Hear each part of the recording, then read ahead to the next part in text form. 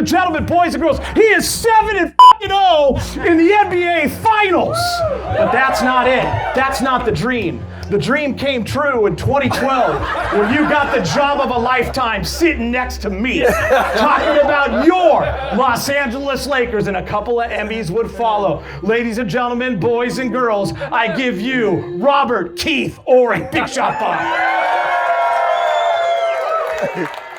Now you can sit down. Hey, I definitely... Yeah, let's pick up your mic there, Rob. By the way, any Clipper fans except for YB and Celtics fans, get out of here. Yeah. Before we kick it off, big shout out to the North Grill at California Surf Club. Ocean views, fire pits, cold drinks, and vibes for days. Come hungry, leave salty. Let's go. This is nice, by the way, having you here. I just want to make you feel comfortable one time, so they're all going to chant something with me. Just one time on 3. Kids, earmuffs. Danny Ainge. 1, 2, 3. Okay, we're starting now. Everybody feels comfortable. Everybody feels comfortable. I'm sure he plays video games. He plays video games. He knows the kids today. We're going to get into that story later. But what do you think of the California Surf Club? I know you met Alan, you met CB, you met a lot of people already. But I just want to get your thoughts as you walked around here and you ate a nice salad. Man, I wish I lived closer. I'd become a member. I don't surf though. I'm scared of. I was just going to ask you, have you ever surfed? And it ain't because I'm black. I can. You know that. It's that mystique out there that we don't. Yeah. Like. Well, I was a lifeguard, believe it or not, in high school. Hold on, I'm leaving. You were not a lifeguard. I was a lifeguard. I never told you that story? No. Yeah, I was a lifeguard in high school. I actually taught kids how to swim. I had no idea. I could teach a kid how to swim in 3 days. Really? Yes. But you never surfed in your life? No. Why would I want to surf? I'm black. I got to ask you this. What's the first time you ever ran on the beach? With this guy here. It was, we were 2013. Rocky and Apollo. We were Rocky and Apollo up on that beach. Like when I first came to work for Spectrum, I used to stay right over here in El Segundo because it was close to the studio. And he's like, man, we got to go down to the beach and run. You never ran on the beach? I'm like, no. So we come down, we on the beach and we running. I'm feeling good, got sand in my toes and everything. I'm like, I enjoyed it. So, I just couldn't believe it was the first time you'd ever run on the beach. But then you came home and my little daughter Luke at the time was 2 years old and the people that were babysitting her said, your dad's out with Big Shot. And she thought, they said Big Shoes because you had a size 17 in there. So your nickname became Big Shoes. Yeah, but, that's my new nickname. Rob has been my friend for a long, long time. I'd love to jump into a little bit of your early life, like growing up in the South, growing up in Alabama, and just what that was like. We don't have enough time for that. But and the thing about it is I had a great childhood. My father was former military. My mom was a teacher, so it's not like I grew up with like a lot of these stories of hard times and stuff like this. I had an older brother who kind of led me down the path to play basketball because I was a straight baseball player. I didn't play basketball because I was tall and awkward. I was like a baby giraffe, couldn't walk and talk and chew bubblegum at the same time. But eventually, if you are a competitor, you don't like losing, and so next thing you know, I became pretty good at basketball and became What position were you in Little League? I pitched first base and center field. Biggest guy on the field. Oh, yeah. I always come with it, too. My strategy in baseball was if you was a first hitter, you was getting hit by me. Hey, and the funny part is I found that out by mistake one time because my cousin was on a different team, and I hated brand new baseballs because they were too slick.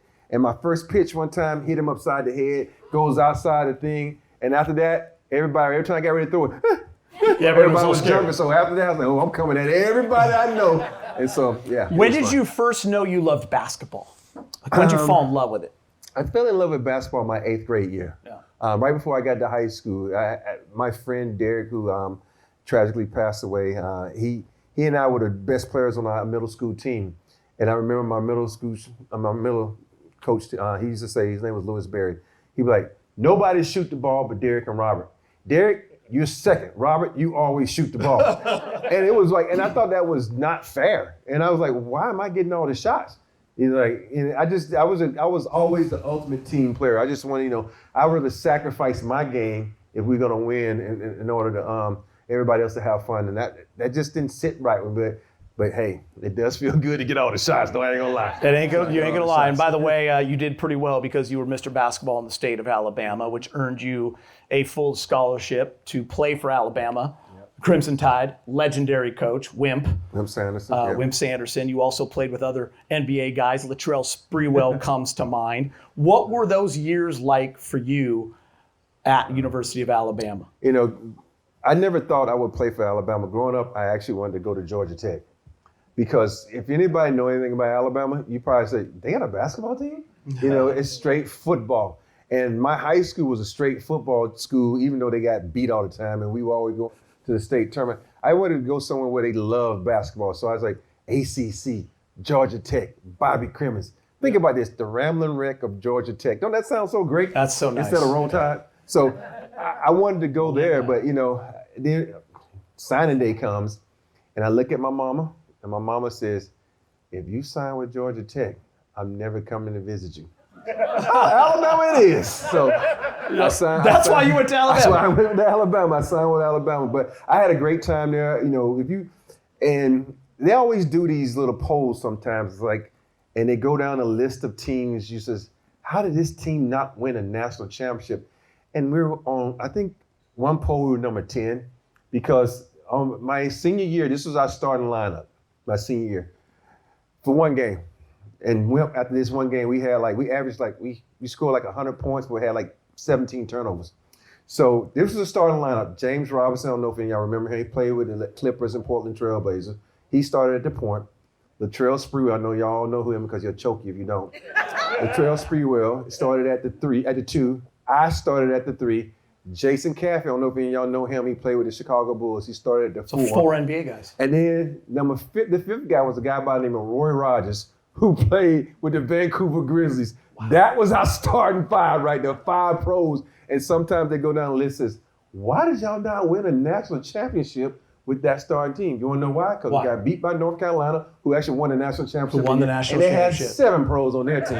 That was a good team, That was a really good team. Was that the Chris Webber timeout? That was the Chris Webber timeout. I was just going to say, when did you and Spree and the other guys as well, I mean, you and Spree especially because you guys were first rounders, at what point, Rob, did you feel like, man, I can play in that league, I can make a living in that league, and I could be a part of the NBA? I think for me, the biggest key was, I don't know if any of y'all remember a guy by the name of Geeter McGee.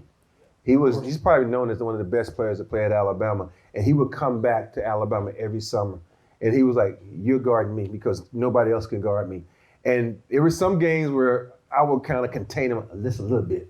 So I thought that's when I said, okay, if I get stronger and I get better, I can go to the next level. So after we talked about this, I don't know if we're going to touch on it, but my sophomore year, we lose in the Sweet 16 to Loyola Marymount. And so that summer, we all work out, and then before the season starts, they come out with this rankings, and they listed me as a top 10 small forward in the country. I'm like, oh, I'm a top 10 as a sophomore going into my junior year? And I was like, oh, this might be a career for me because I never thought about the NBA. Wow. And it goes, I'm just show you how you don't think about the NBA. So my first 2 years at Alabama, I was an honor roll student. Those next 2 years after I got ranked, it was like when you working on your craft, it's like 80-20. 80% education, 20% basketball. And when that ranking came out, that flipped really quick.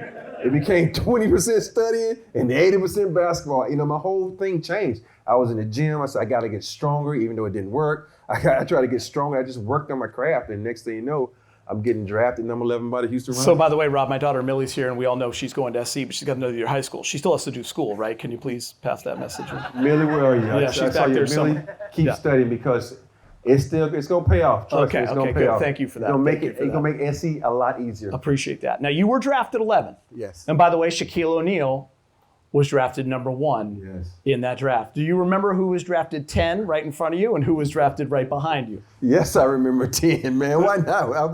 Number 10 was the guy out of Stanford by the name of Adam. How many people know Adam Keefe around here? Yeah, Adam Keefe's got a lot of friends. Hey, I love Adam Keefe, but I hate him too. Why? Oh, so this is how long ago I was drafted. Now when you get drafted, you automatically know you're slotted what you're going to make. Back then, whoever was number 1, it was called a trickle-down effect. You think about Shaquille O'Neal. Shaq, so he going to make crazy bank, right? So we all waiting for him to sign. And all of a sudden, I'm working out, and I get a call from my agent. And my agent says, I got some good news, I got some bad news. She's like, what? He said, the good news, the Rockets are ready to sign the contract. I'm like, okay, yeah. He said, what's the bad news? Adam Keefe signed. I'm like, you mother! I'm like, because if Adam Key signed at number 10, I'll tell you how much he made. He signed for $1 million. You know, I think Adam in his mind, if he goes back, he would probably do it over because he's like, wow, $1 million. I'm signing. No, dude, we waiting on Shaq to sign, who's gonna probably sign for like $8 million, and the next guy gets 7.65. Now, so, and of course, when I told the Houston Rockets, I'm like, I'm not signing for $1 million. I'm better than that. And they're like, well, we can't pay you more than we paying the number 10 pick. Excuse me. I just kicked his ass in the NCAA tournament. I'm better than him. I should make more than him. Like, nope. And so I had to sign for $1 less than Adam Key. And they are still friends to this day, by the way, which is awesome. And we love Kifo. That's great. So, by the way, Harold Miner. Great guy. Adam Key, great guy. Harold Miner went number 12. Yeah, Harold Miner went number 12. Yeah, Harold Miner. So here's the crazy part about that. So when you hit the draft, this was the first time the draft was held outside of New York. It was held in Portland because this was a year that they brought in the dream team. Mm-hmm. And the reason I say that because I had one goal coming out of college, and that was to be on the Olympic team. And of course, they crushed those dreams by putting on the dream team. Yeah, or so, been on that team. All right, so we were in Portland, and the guys on the cameraman, like this cameraman know who's gonna get drafted, right? So they all over by Harold Miner and guy from UCLA, Tracy Murray.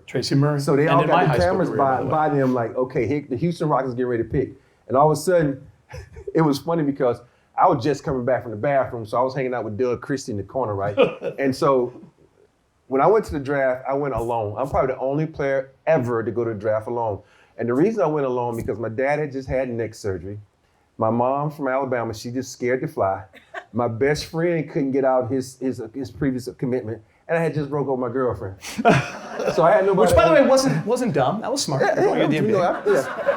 Sorry, it's just being. Hey, I'm about to make some money. I'm breaking up with you. I might find me a spot. I'm making $999. And then my agent was living in New York, so I was like, you don't have to come all the way from Portland, New York. That's a long flight. So, and all of a sudden, all the guys on camera was like, it was funny. So excuse me again. They were like, oh shit. And so they get up and they run towards me. And if you watch, I'm literally standing there. I'm standing there with Doug Christie, Lil Wilcox, who works for the NBA, long-time lifer there, and then Doug Christie's mom. And you see me do this to Doug Christie, like, Doug, you getting drafted by the Houston Rockets. And so they said, next thing you know, David Stern says, Robert Horry. I'm like, well, you got it wrong, but I'm loving this moment. Oh, he called you. Yeah, it's not Horry. And so I got drafted, and it was the best moment ever. But even though it was the saddest moment because I had to celebrate it by myself, but I made a really, really good friend out of this situation by the late, great Jerome Kersey. He was like, man, come hang out with me. He was playing for the Portland Trail Blazers then, and I hung out with him and Lil Wilcox. And that support right there was always been. You were in the fraternity. big. Yeah, because that's a brotherhood to talk about the fraternity. And there's a lot of stories of guys that take you under their wing that you never thought that would take you under their wing because they know good people when they see them. And you went to the perfect spot, Rob. Yes. I mean, the Houston Rockets were a great team with great veterans. I mean, you played with unbelievable characters of this game and some of the greats of this game. When you think of Clyde, when you think of Hakeem, yes. You know, Kenny Smith, who else were some of your best friends? Sam Cassell, Mario Elie, X-Man, right? You played for Rudy T. And those first two championships come in 94 and 95. That's early in your career. I don't know if people know this, but you were actually traded after your rookie year. We talked a lot about it on air this year because you were traded to Detroit. Correct. It got rescinded. You came back, which was the best thing that ever happened to you. What do those titles and what do those years mean to you in Houston? Man, those years, you think about it, first year, we go to the Western Conference Finals, we get beat by Seattle. When you're a rookie, by the way. I'm a rookie. And then you averaged 11 a game. We win a championship my second year. And then in my third year, we win a championship, you know. And you just think that this is how it's supposed to be. You should always win, right? And so you make great friends. You know, I remember this was before cell phones, and Otis Thorpe was like one of my best friends. To this very day, we still talk and hang out. So we had just won a championship in 94. In 95, you know, we start off bad. You know, we ended that year ranked number 6 in the Western Conference. By the way, the one time the 6th seed has won an NBA championship. Yeah, and so we're playing. And all of a sudden, we get to the game, and then they were like, Otis, what are you doing here? Like, what happened? We just traded you for Clyde Drexler. And so we get Clyde. And Clyde, I love Clyde. Me and Clyde became really close. One of the greatest players that nobody ever talks about, Clyde the Glide. You know, if you go Go back and look at some of his tape. The dude had a finger roll like no other. And I think when we drafted Clyde, I was looking around the locker room like, we don't have a power forward because we just got rid of Otis. You know, it's okay to have a backup that can play little minutes like Pete Chilcutt and Chucky Brown, but when it comes to starting, they're not starters. And I remember, I was like, okay, this is going to be a rough year. We have no, power forward. We get to the playoffs. And then in the second round, we playing the Phoenix Suns. Is that when you go down 0-2? We went down 3-1. You went down 3-1. We went down. The first year we went 94, we went down 2-0. Yeah. So we go down 3-1 to the Phoenix Suns. And so we look around the locker room. And this is one of the things that I hate. And it worked out for us. Like when a coach comes in the locker room like, well, we're getting our butts kicked. Let's change our lineup. And I'm like, oh, crap, here it comes. Robert, you're starting at power forward. I'm like, man, power forward against Charles Barkley? I'm like, come on. And so you got to think, and the reason is like, the only person on the team that could guard Charles was me. And he said, because you're fast enough, you're not strong enough, but we're going to get the double team there fast enough. And so I told this story to tell this. When anybody tell you they started small ball, they tell them a lie. The Houston Rockets started small ball when they moved me from the small forward to the power forward because of Charles Barkley. And we ended up coming back and winning that series and then winning another championship in 95 at me starting at power forward when I was actually a small forward. So kids, you're looking at the originator of small ball. All right, I love that. And by the way, Rudy Tomjanovich, Rudy T, who was Rob's longtime coach, recently went into the Hall of Fame. And Rudy T, well-deserved, by the way, but yes. Rudy mentioned the players that helped him get there. He talked about his long storied career. He talked about his titles. But he also said, which obviously hit home to a lot of us who are friends with Rob, who work with Rob, that Robert Horry should be in the Hall of Fame. And it was one of the great moments of all time because, number one, I wasn't the only one texting him. The phone blew up, but then you were actually nominated for the Hall of Fame. You're not in there yet, but as James Worthy always says, you will be one day. What did that mean to Robert Horry when Rudy T, your coach, your first coach in the league, stood up there, emotional, talking about his journey, and mentioned that you belong in the Hall of Fame? So I never watched Hall of Fame, right? But I knew Rudy was going in, so I was there to support. I couldn't be. Do you not watch it because you're not in it? No, I just don't watch it. Okay, got it. Just checking. So I watched it when people I know, like Shaq went in. I watched. Yep. If it's someone I know I play with, I watch it. So I turn in, and all of a sudden Rudy goes on. He's just talking right. He's thanking all these players and da-da-da-da. And I'm like, I look over at my wife, I'm like, this mother ain't saying nothing about me. I'm like, this is no lie. I was literally almost hurt. I was butt hurt. And I'm tears I'm like, what the heck? And then at the end, he says, I want to take this up. And then I started crying because it meant that much to me. And people always want to ask me, you play for a lot of great coaches. And I always tell them Rudy T was my favorite coach. And it's not because he said that in the Hall of Fame. It was before that, because coaches mean a lot to me when they accept who you are and listen to you and acknowledge that you have an IQ in play. And that's what Rudy T had. He was from day one, he would talk to you and say, okay, what do you like as a player? What are you comfortable with? What you're not comfortable with? And to me, you got to get to know your players. You just can't run a system because the system might not fit the player and the player might not fit the system. So that's what I loved about him. But it was weird though. I wish my wife was here. She couldn't make it because she was at home packing. And she was like, it's okay. She should see me. She was talking about the legs. I was about to call Rudy and say, yo, you forgot about me. And when he said that, man, I started crying. And then everybody in the crowd started clapping. And then they showed Tim Duncan sitting over there. I said, this is why I don't like your ass in the first place. He wasn't clapping. I'm like, dude, I saved your ass in 2005. You won 2 titles. Get your ass up and clap. And he didn't clap. So I said, okay, see, now you see why I don't like you. And so. Well, by the way, you will be in the Hall of Fame one day, and you and I will rage when that day comes, and I will be there with you. We're going to rage for a long time. We're going to rage for a long time. And by the way, when you do get in, you're coming back to the Surf Club. Yes, he is. Yes, he is. Should I have my Hall of Fame party here? Yes, you know. Alan, CB, can we do that? By the way, this next segment, my friend Jeff Miller, he's out there, and Matt Muir and CB, we're on a text chain. We talked about what to open with you, and he thought this would be a good idea. But then I talked to you, and I thought maybe we'd work up to it. But this segment right here is called Danny Ainge. Because that's how Rob feels. That's how we all feel. No, I'm just kidding. We're all Laker fans here. And Danny Ainge obviously played for the Boston Celtics. But Danny Ainge actually holds a special place in my heart, because if it wasn't for Danny and Rob throwing the towel into Danny's face, which has famously been shown for the last 30 years on TV, he would not have gotten traded to the Lakers. The Lakers wouldn't have won 3 championships. I wouldn't have partied my ass off in my 20s. So Rob was a big part of my youth. We would have never met if it wasn't for Danny Ainge. So I want you, and this story has been told on podcasts and stuff, but Rob, I want you to tell this audience, because there are some details about this story that people just don't know. How did this go down? How did you get traded, and what did you do when you finally got to LA? So what happened was I just told you a story how we came back from 3-1 to beat the Phoenix Suns. But within that series, Danny Ainge took an opportunity to do something very terrible. Like, you know how you close with some of your teammates? He was playing for the Suns, yeah, he was playing for the Suns. And you really close with certain teammates. And I was really close with Mario Elliott. Like, Mario was my boy. And so you go back and you see the clip where Danny Ainge runs to take the ball out. And he rears back. And backstory, Danny Ainge was drafted as a baseball player. Need I say more? He's got an arm, plays for baseball. So he came back and he just reared back and hit Mario dead center in the middle of the face. And Mario was better than me because he showed enough restraint where he charged him, but he didn't do anything. He did not hit him or anything like that. So moving forward, so we get traded to the Suns. Sam Cassell and I were walking through the hallways with Danny. He had just did a press conference and he was talking about, this is, I hit Mario in the face with the ball on purpose. And from that moment, I was like, I don't like you. I didn't like you then, I really don't like you now. And so now Cotton, he says, you guys suck, I'm not coaching anymore, I'm quitting. And Danny Ainge becomes the head coach. And so now Danny Ainge is like starting me, and all of a sudden we get ready to go back to Houston.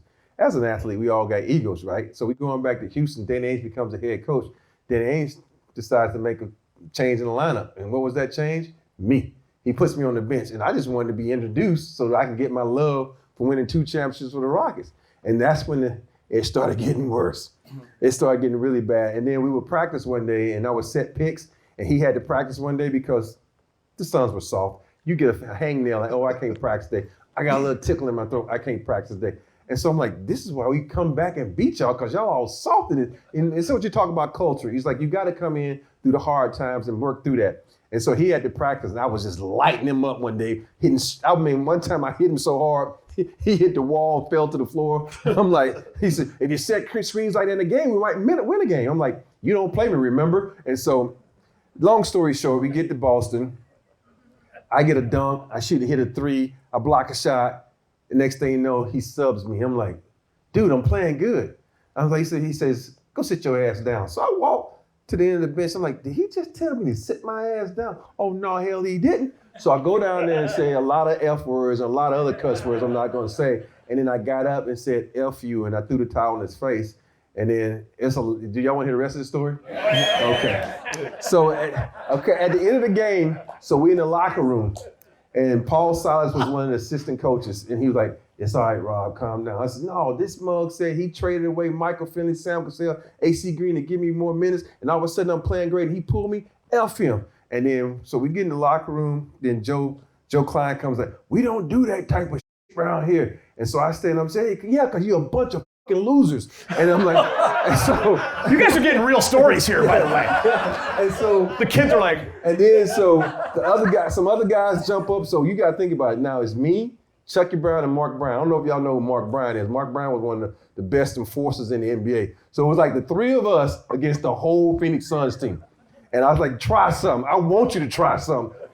And then Paul Silas pulls me back to the back room. We in Boston, Danny Ainge's place. And he says, calm down, Rob. It's going to get better. I said, man, I was like, this is just a line. This is why this organization is soft. Y'all never win. I want out of here. And 2 days later, I get a phone call from Danny Ainge. And he's like, he said, I can remember like it was yesterday. Hey, Rob, sup? Sup? I just want to let you know we're going to trade you. I'm like, good. He says, I hate to say this, but I just probably traded you to another championship. I was like, oh yeah? To where? We trading you to the Lakers. Okay, click. I hung up the phone. Tell him what you did next, Rob. I didn't want to hear no more. I called my best friend up and I said, man, get your ass here now. I loaded up the cars and we drove straight to LA. So Straight that's what to happened. LA. Sports go straight to LA. And 3 championships followed. A three-peat, 2000, 2001, 2002. Obviously, we'll get into Kobe and Shaq here in a little bit. You're playing with for Phil, Dr. Buss, just the Laker organization. And listen, they hadn't won since 87, 88 back-to-back, so it had been a 12-year run for them. What are those 7 years in LA mean to you? I mean, I know, listen, Houston, you have a home there. You lived there a lot of your life. It's a very special place. San Antonio, no one gives a shit. But LA, what are those 7 years? What do they mean to you, Rob? Man, when you grew up a Laker fan, I don't know if y'all know that, but I grew up a huge Laker fan. I had the Magic Johnson poster in my dorm room in college. I was just a big Johnson fan. And then all of a sudden you get a chance to play for a great organization and you understand the history. If you know anything about sports, you always know the history of sports. And you talk about all the things that Dr. Buss started, from the Laker girls to courtside seats to, the Forum Club and all these things like that. And it made you want to play harder. It made you want to not, let a city down. And not that I didn't play hard for others, but when you play for an organization that has that history, you feel like you got to live up to that history. And I remember just stepping into the Laker uniform for the first time, and it just felt so good. It felt like it was like comfort food. It just felt comfortable, and it was just a marvelous feeling. And all of a sudden, you look around the locker room, you're like, damn, we got a good team. You got Shaquille O'Neal, Nick Van Exel, Eddie Jones, and Rick Fox, and it was just like, wow, we can do some damage. Unfortunately, we got swept by the Utah Jazz, and So why did it? What in 2000 changed? Obviously, Phil comes in, Eddie's gone, Nick is gone. There's a couple new faces, but the core still remained. D-Fish is emerging. You're a big part of it. AC Green's on the team. But what was it? Was it the maturity of the group? It was the veteran leadership. You got to think about you had Ron Harper to come in. He had just won, all the championships with the Chicago Bulls. You had AC Green. He had just won all, Showtime Lakers. And he had myself, and we just sat down. He said, yo, this is what we got to do. We got to look around. And then we had some organization. And that's the one thing that about Phil. He ran the triangle, and everybody thinks the triangle is so easy. I ran the triangle in Houston. We just call it 15 and get out of Dream's way. We just call it triangle, give it a Shaq and get out of the way. So it's just about movement and space, and that's what sports are about. You got to be in the right place at the right time, move here, move there. And I think for us, we finally got that. And of course, we had two of the best players in the game at the time with Shaq and Kobe, and it just flowed. You think about that year.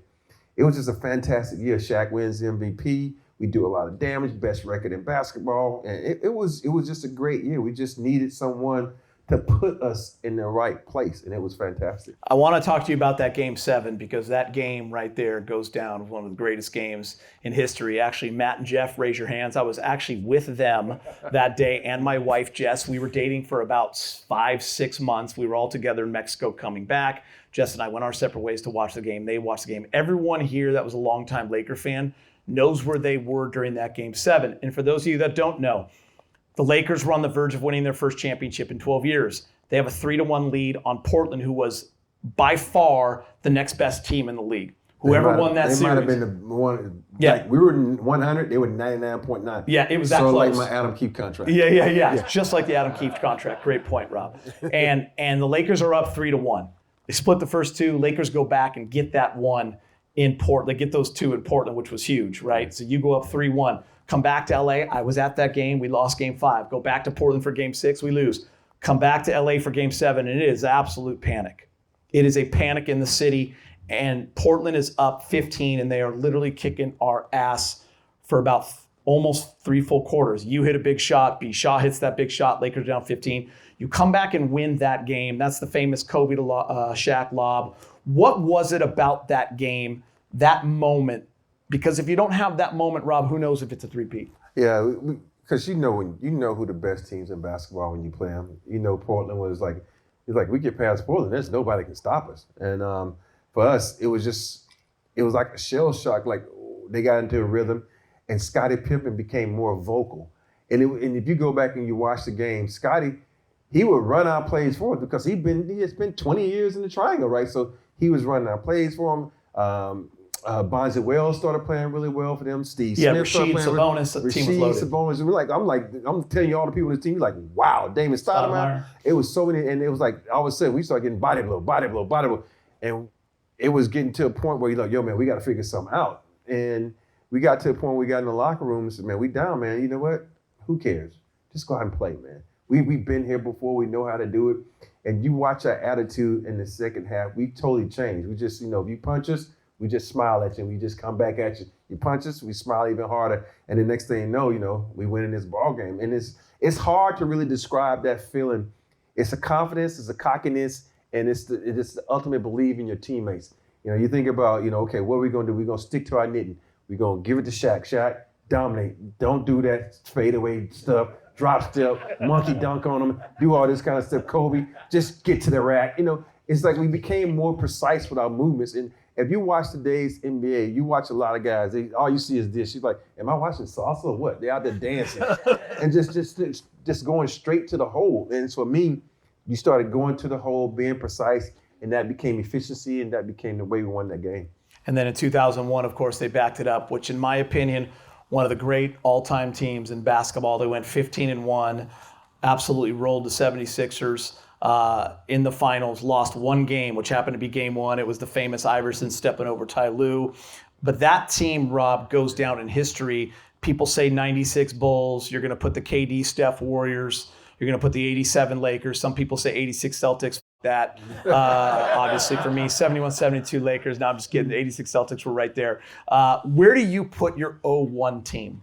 I put us number one. And not just because I'm on it. I just think if you watch how Shaq played in that playoffs, how Kobe played in that playoffs, you think about it. We swept everybody and lost game one. It wasn't like, what's the guy named Donaghy? What's the guy who got in trouble for betting? Donaghy or whatever his name was. Yeah. It don't matter. The ref. It wasn't nothing refs could do Everyone because knows, we were so dominant. I mean, we would come out and just kick your butt.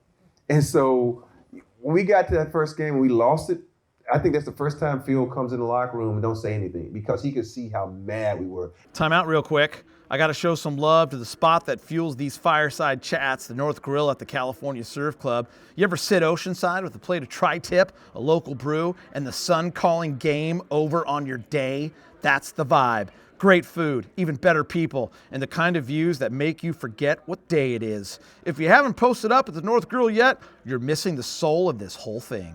You could have probably fried an egg on everybody's forehead. Was he the master of that, knowing when to say something? Yeah, he was totally master. He knew the temperature of the team. He knew, the temperature of the players, and he just knew how to talk to everybody but me. That's another story for another time. And so is that because he trusted you? That's what I had heard later. That's for the end of the day. So, okay, I got to tell the story. Yeah. All right, so, everybody it gets called into, when feels like the triangle, we got to take a test. He literally gave us a test. You had to take the test, and he wanted to come into his office, and he'd go over the test.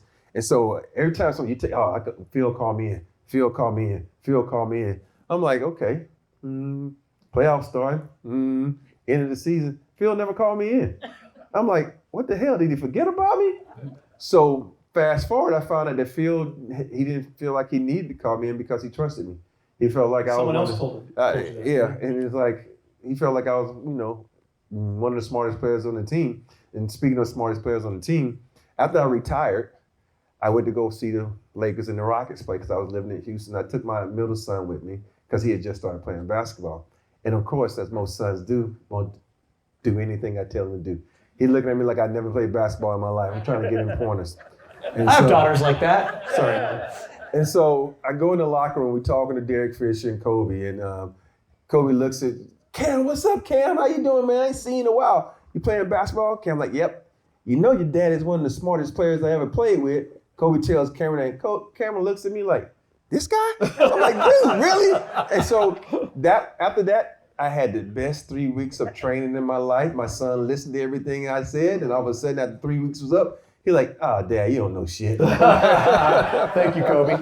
Thank you, Kobe. But it was just weird how great we were, and those 3 championships, man. I mean, it was amazing. Obviously, yeah, 2002 on that same text chain I was telling you about before, the shot was going around today, and everyone remembers 2002. It's one of those moments. I always say, for the older people here, it's like the Kirk Gibson home run in 1988 for the Dodgers in Game 1 of the World Series against the Oakland A's. It's Freddie Freeman a year ago, the grand slam to win the game in Game 1. It's big shot, Bob's shot against the Sacramento Kings. And to set the stage for those of you that don't know, maybe, Lakers are going for a three-peat. No one had ever done it for years and years since like the 50s and 60s until the Bulls did it. And then the Bulls did it twice. And now the Lakers were about to do it with Kobe, Shaq, and Rob. And they were actually down. I mean, Sacramento was the best team, best record that year. So they had home court. And they were up 2-1 in LA at Staples. And they were about to go up 3-1 going home and basically wrapping up the series. There was 10 seconds left. Lakers are down 99-97, okay? I don't know what the play was, Rob, because I'm going to have you take it through us, but Kobe drives and kind of hits the rim. Shaq short arms it. Vlade taps it out to Rob. Rob is just standing right there at the top of the key. He grabs it like he is absolutely chilling, and he just hits the 3 in Weber's face, and he just puts his arms down, and he does a little strut while everyone is going absolutely ape crazy. You got people say it's the loudest Staples Center's ever been. It was voted on on their 20-year anniversary. That was your shot. You had that Will Smith look going on, like you were just so cool and you knew it was going in. So just take us through kind of that moment when that ball got tapped out to you. And by the way, I know you've been asked this, but what the hell were you doing out there? Why weren't you in getting a rebound? So great coaches have plays you do not run during the season. And so this is the one play that Phil loves to run. I'm sorry. Y'all heard every curse word tonight. So this is the actual name of the play. The play is called What the Fuck. The object is I take the ball out, I throw it to Kobe, I go over and set a screen. So, of course, Kobe has Doug Christie. We all know Doug Christie was a great defender. So I go over to try to set the screen. Kobe takes off before I get there. So if you see me, I jump out the way because if I don't, offensive foul. So Kobe has him beat, has a direct line to the basket. Kobe shoots a little floater.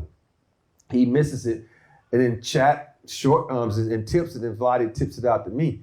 And the reason that I'm standing at the top of the key, because as you go back and look out throughout the years, even the shot I missed that cost me $6 million, Kobe throws me the ball.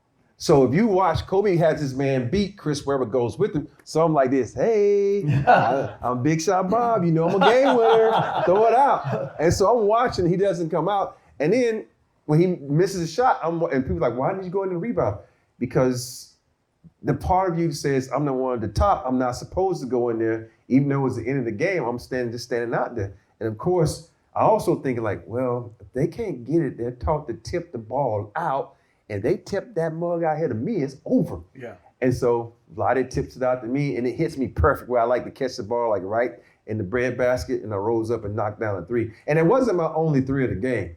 So this is what I tell people all the time. If you run some plays for me during the game, I don't have to make big shots at the end of the game. That's all I'm saying. Because I had just made 2 threes from the corner, and they went away from me again. I'm like, dude, Phil, run me some plays, dog. We wouldn't have to be in these situations. We probably beat people by 15 to 20 points. But, you have to, but I don't mind because, hey, I got a nickname that's made me famous. Yeah, by the way, who remembers? I mean, everyone remembers where they were when that shot went down? And it was the greatest thing ever because Vlade said, like, yeah, lucky or whatever. And he goes, and then they interviewed Rob and they told him what Vlade said. And Rob said, maybe he should read the paper because I've been making that shot my whole career. By the way, you know what a newspaper is? Okay. They don't have that anymore. So now it's called Instagram.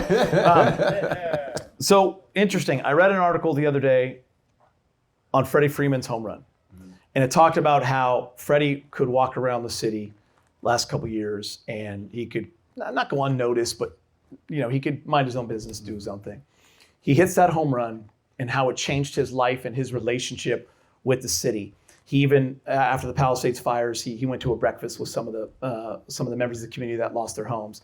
And he was talking to an older gentleman that said, I stopped drinking the day you hit the home run. He's like, I was with my boys, and all they wanted to do the next day was play baseball. And I'm usually too hungover, and I have not had a sip of alcohol since you hit that home run. And Freddie talked about what that meant to him. So my question to you, Rob, is this relationship with you have that you have with the city of Los Angeles, complete opposite of the one you have with Sacramento. They hate your ass there. But the relationship you have with Los Angeles, was it because of that shot? Like, did that shot propel you to a different? Oh, it took me to, first championship, oh yeah, Shaq Kobe. Second championship, yeah, Shaq Kobe. Third championship, hey man, you won that championship, dog. It wasn't for you. So it changed, and that's the first time I felt love. Go back to when I made the shot, and if you watch the shot from above, it still gives me goosebumps to this day when everybody jumps up at the same time, and you see the little ball boy streak across the court, and then you see Mark Masson saying, "You told me we was going to win this game," because I told Mark, another Stanford guy, I said, "Listen, we moved down, 23? I told him, I said, don't worry about it, we got this." And he looked at me like, "What? We got this?" Because there's a picture of us walking on the court. And people don't know this. I'm looking at Shaq, says, "We're going to win this shit." I'm telling him that. And everybody's got, they got the concerned look on my face. And for me, I just believed in us. I thought we were that good, that we could overcome anything. Of course, we overcame that game. And you can see Mark Masson saying, "You told me we was going to win this game. You told me we was going to win this game." And so we won it. And for me, confidence is so important in sports. Confidence is so important whatever you do. You have to believe in yourself. A lot of people say athletes are cocky, but you gotta be. If you don't believe in yourself, who will? And so for me as an athlete, you gotta be cocky, you gotta be confident, you gotta, say it with your chest, whatever you do. And that's what, when you walk out on the court, you gotta say it with your chest, "Oh, we're gonna win this." And then you'd be amazed at how infectious that is. The next time, "Oh, we're gonna win this? Rob thinks we're gonna win it. Oh, we're gonna win this." And so that's how we were. We won that game. We just believed in one another, and we won it. And after that, sky's the limit. That's awesome, man. That is awesome. I appreciate you sharing that. And it's something I had in my notes that I wanted to ask you because of all the years we've been together. I obviously know you real well. You become a very dear friend of mine. But when I think of your career and I think of what you accomplished and the type of player you are, you always had to have a little chip on your shoulder, right? When you're drafted 11th, the guys that are drafted ahead of you. You just mentioned it. You have to have that confidence in yourself to succeed at a professional level. But you had the innate ability to be able to put ego aside from scoring 38 a game in high school and then in college being MVP and all SEC and all of that, to becoming a guy that plays a role to help a team win. AC Green started in 2000, right? It was Horace Grant, I believe in 01, Samaki Walker in 02, but when it got to the playoffs, you started actually games. You were playing 37 minutes a game. I was looking it up. But Rob, you were able to put ego aside, but able to have confidence in yourself that you're able to make big moments. How were you able to adopt that mentality? You just got to believe in yourself. And for me, I always thought I was the best player to step on the court, and I was like, okay, you might not run no plays from now. And then at the end of the game, I might not be the first choice, but I'm the second choice. So technically, the player's for me because the good teams don't let the first choice happen. And I just always believed in myself. I think it goes back to a moment in high school when we playing in a Christmas tournament, my high school's Christmas tournament. I get fouled. I go to the free throw line. I got to make 2 to tie it up. I make the first one, miss the second one, we lose the tournament. And I walk in the locker room and I'm looking at all my teammates and they're crying. And I'm like, and I felt like it was because of me. I didn't do enough to win this game. And it wasn't me scoring, rebounding. It was getting them involved because all they did was defer to me. And you can't win games like that. You got to be a team. I got traded for that to Detroit for deferring the Dream, deferring the Clyde, So I had to do all that stuff. So I learned to just figure it out. What does this team need? One of the things I love to say is, I don't make the product, but I damn sure make the product better. And for me, it's like, okay, what do you need me to do? Okay, I'm gonna do that, we're gonna be better. And that was the one thing that I think with my IQ of the game and understanding who I was playing with, what I needed to do to make us better. And for me, I just believed in myself and know that I was smart enough to figure it out. That's great stuff, Rob, and appreciate you sharing that. And listen, I always know it's hard to talk about Kobe, but I know it's also awesome to talk about Kobe. I know what your relationship was with Kobe. You and I had to do 4 hours of TV on that day where he and Gigi and the others tragically passed. But I know you always get asked about Kobe because you are one of the rare guys that saw Kobe really young. Yes. And you watched the maturation of Kobe. What was that like for you to see Kobe as a young player and then what he became 20 years later? Well, the moment I knew Kobe was special was I had just got to the Lakers, and we had finished a shoot around. And Kobe, when you told shoot around, it's called a walkthrough. So you should do what? Walk through, right? And so we running plays. He's like blowing through screens. Like, yo, dude, I'm your teammate. Hold on. You don't blow through screens like this doing a walkthrough. We walk. Well, I got to learn how to do it. I got to get over the screen. We got to go gain speed. We don't do this. I'm like, dude, look around. You're the only one going 100 miles per hour. So, and after we got through, I'm just sitting there and I'm, icing down.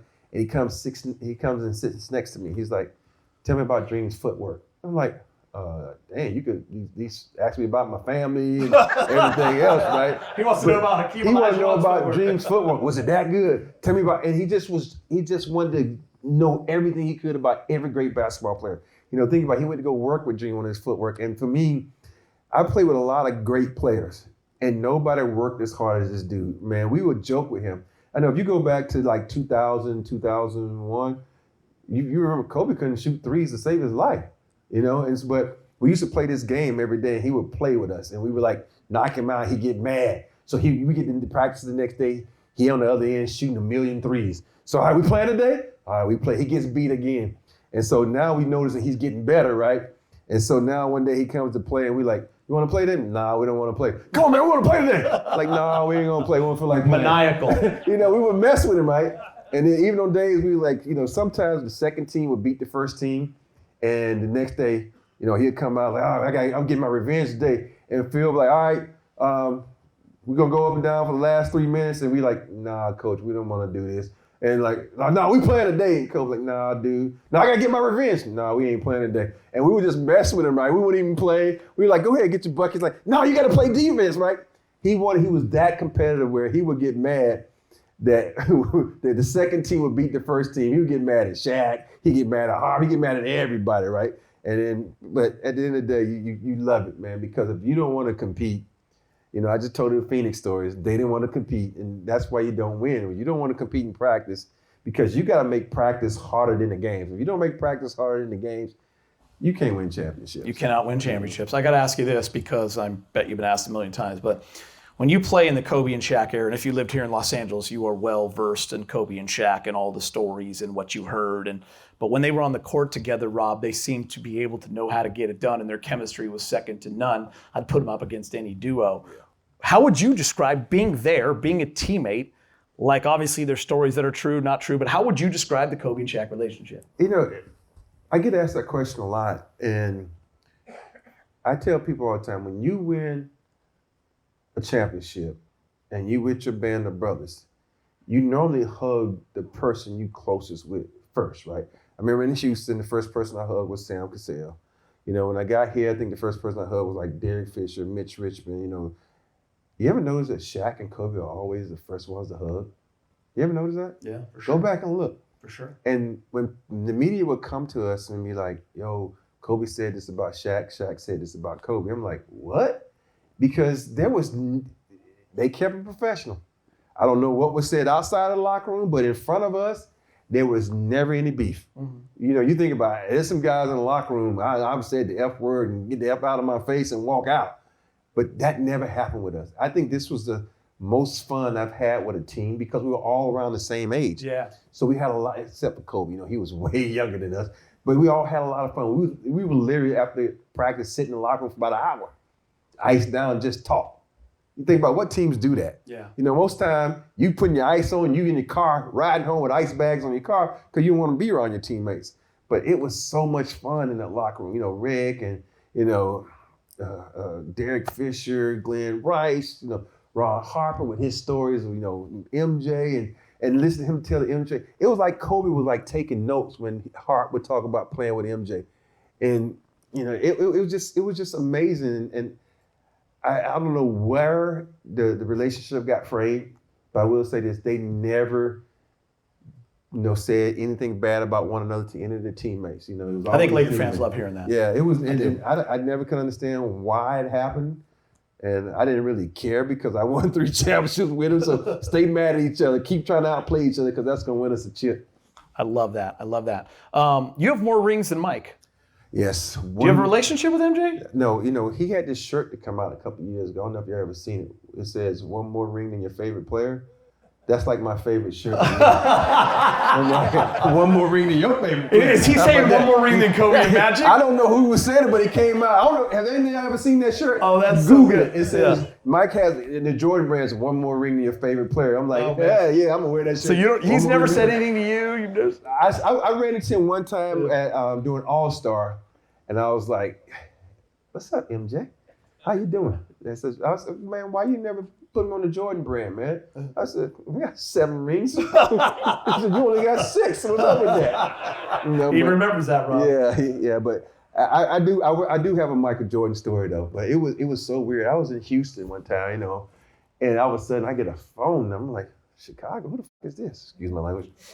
And so I pick it up, and it's MJ. He actually called me. I'm like, never heard this. Yeah, he was like, "Yo, Rob, I'm coming to town. I want to hang out somewhere." I'm like, "You calling me?" I'm like, "Yeah." He says, "I heard you know all the hot spots." I'm like, "Yeah, I do." So you got to go to the car wash, which is on Montrose, and da-da-da-da-da. And I went, and he actually showed up. I'm like, so I actually had a one time to party with MJ in Houston, and I thought I was the greatest thing. Was it fun? Yeah, it was fun. Okay, we'll leave those stories and he never called me again after that. He used me. Listen, I want to open this up, but I have so many more, so I'm going to cut it because I know we're getting out of time. But I want to open up so people have some questions. But like, where do you there's so many big shots when you really go through your career, like. 94, I'm reading them all in Western Conference Finals. And then in 95, you had the big shot in Game 3 that beats, Orlando. You have all the ones for the Lakers. The underrated one is the one in Portland. It was that 0-1 or 0-1, I think, in Game 3 to win the series in the corner when Damon Stoudemire's throwing the towel in front of your face. That was 2002. 2002, yeah, the end of the run. And then in 05, you have the big one against the Pistons. I want to say that's 2-2. That's Game 5, maybe. Mm-hmm. Yeah, to beat with Rasheed Wallace hangs off you. You hit a big shot to win it. You had all these huge shots. Where do you rank them? Like, where does Big Shot rank the big shots? Number one, of course, is 2002 with the Lakers. And the reason it's number one because you think about all those shots I made. Where were they? On the road. Oh, think about it. Every shot he just named was on the road. Yeah, except for the Orlando one. I don't really count. We was up 1. I just made it score 4. But and I said this earlier, we all have egos. And to hear the Lakers fans chant my name other than Shaq and Kobe, the night it was Ori. And I hadn't heard my name chanted since high school when I used to come out the jungle of Ori. And I hadn't had my name chanted since then. And so it was a magical moment, and for me, you talk about every restaurant I went into, I didn't pay for anything for about 6 months. I go to Vegas, I drink for free every time. I even go to Vegas now. Right. Boy, you want me a lot of money? Let me buy you a drink. What you drinking? Macallan. I don't even drink Macallan. I try to order the most expensive thing on the menu just to see if they're gonna pay for it. But it's just that shot to me, man. And I think about all the great moments that happened in Staples Center. I think to me that's the second greatest moment, and to me the greatest moment was Kobe's last game, and I just think you and I were there. Yeah, we were doing the show to watch greatness do it one last time. Yeah, and it's just amazing, and to me that being a bunch. You think about the great organizations that team up there in the other part of the cold country that wears green, and in the Lakers, and to do something fantastic for one of the ultimate organizations. And to probably be remembered forever because of that is fantastic. And I think, and I'm gonna backtrack. So you mentioned the Hall of Fame. And I don't know if I told you this, but you talk about the Hall of Fame.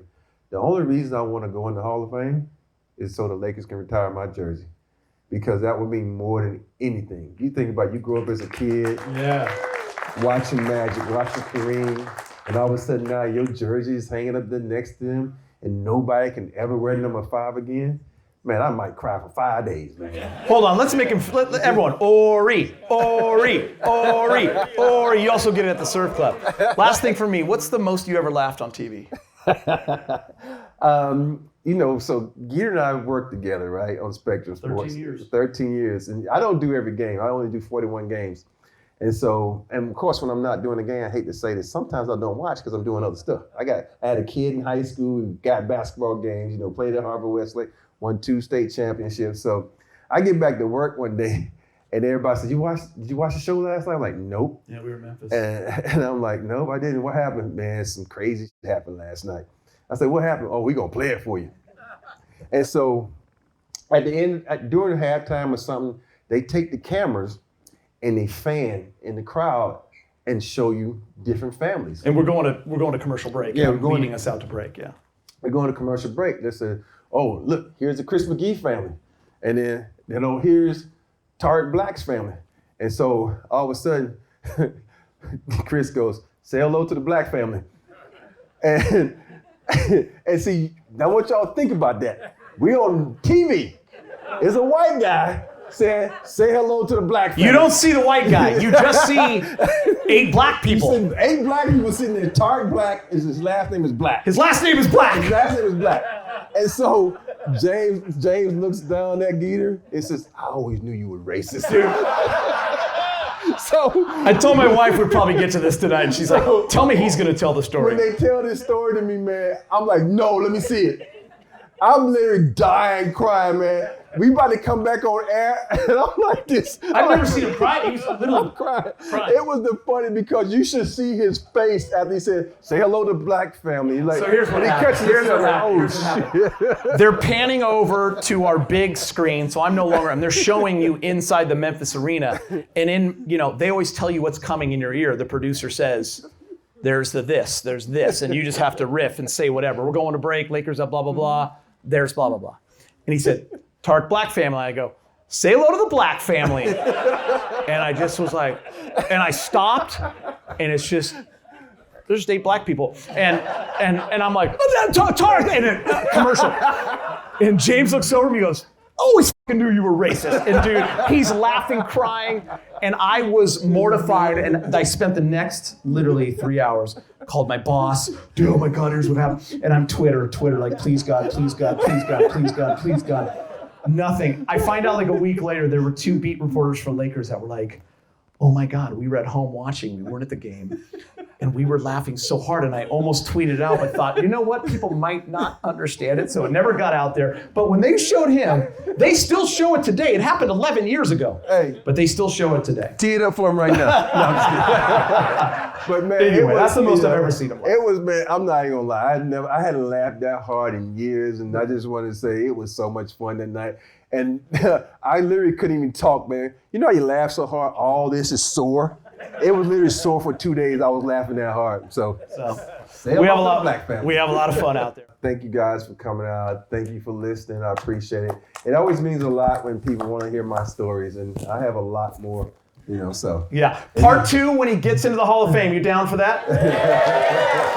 Thank you, Robert. I appreciate it. Thank you, by the way. I know it's cold. Thanks for coming out here tonight. Yes. You guys are amazing. Appreciate it. Nick Schneid standing up over there, Tall Paul. I appreciate that. Kirk Peters, Scotty B. A lot of great people out there. So thank you so much, guys, for coming. This episode was marinated in good conversation and grilled to perfection, just like the food at the North Grill. Pull up, grab a drink, and we'll see you on the deck.